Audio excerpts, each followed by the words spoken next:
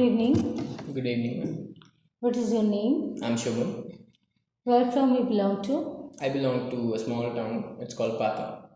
Okay. Can you tell me something about your family? Yeah. So we have three people in our family. Basically, it's a very nuclear family, and there's my mother and my brother and me. Okay. Are you a student or working professional? I'm neither a student nor a working professional because nowadays I'm taking rest from my work after working for so many months. I think I've exhausted, so that's why I'm taking rest for some days. Okay. Now, Shubham, I'm going to ask you some questions on advertisement. Are there many advertisements in your country? Yeah, definitely. There are a lot of advertisements in my country. If you just go outside in the market, there are a lot of advertisements such as flaxes and hoardings and etc. And if you watch it on the social media or on the television, there are numerous ads that come over to please the audience. Okay. Why do you think there are so many advertisements now?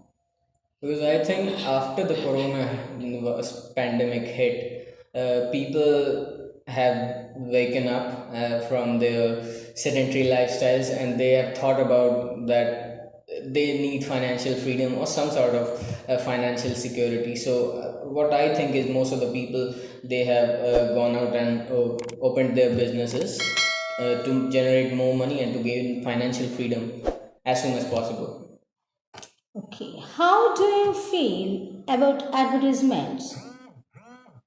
I think they are mandatory because without advertisement, no one can know about any business or any social cause, and I think it is the most necessary part.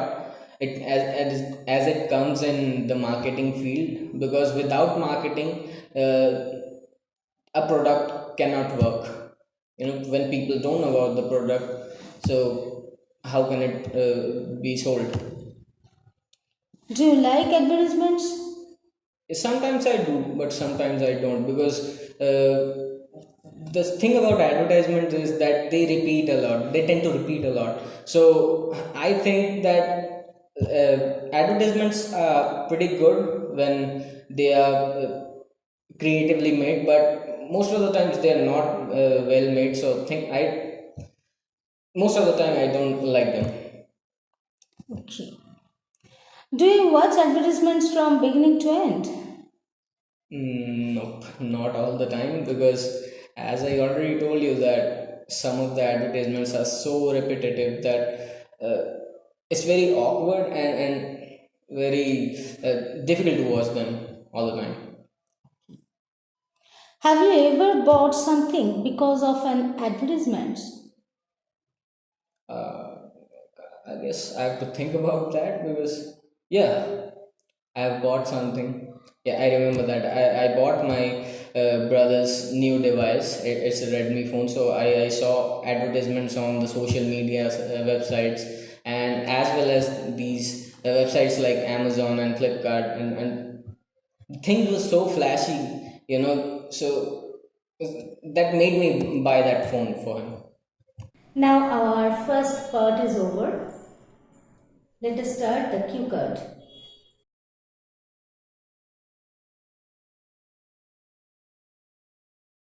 So a goal that I would want to achieve in my near future is to become an animator in Disney Animation Studios, that is in America, USA.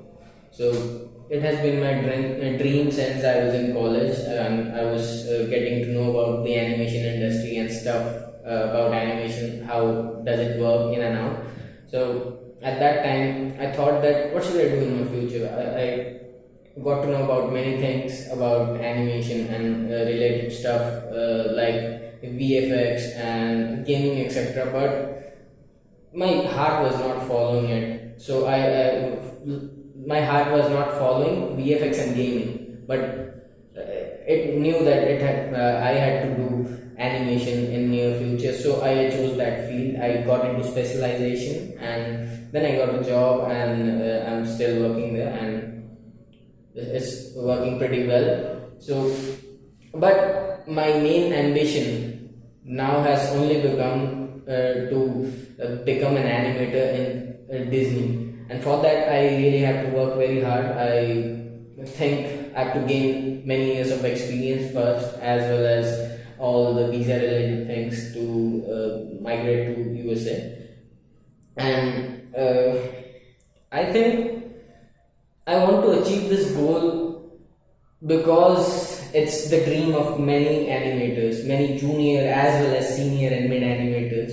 So I think that if I don't join Disney as an animator, it's not worth it to become an animator. So I think that would be the pinnacle of my own success, to get into Disney and work with all the professionals that have worked on movies like Moana and the recent film Coco, and it's my most favorite film. So I think. Okay, your time is up.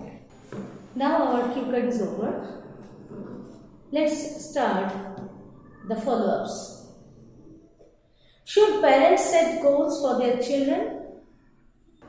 I think it's totally subjective. The children who can't decide their future for themselves, I think their parents should decide their future, because parents have mostly have all of the parents have experience in the life and what to do or what not to do. So I think some of the times they can think better for their children's future, and on the flip side, there are many students or children who have gone into their own path and decided their own future, and still they are doing very well. So it's totally subjective, and it totally depends on the confidence and the persistence student has to achieve a goal in his life. Okay. When do young children start to set goals for themselves? To be honest,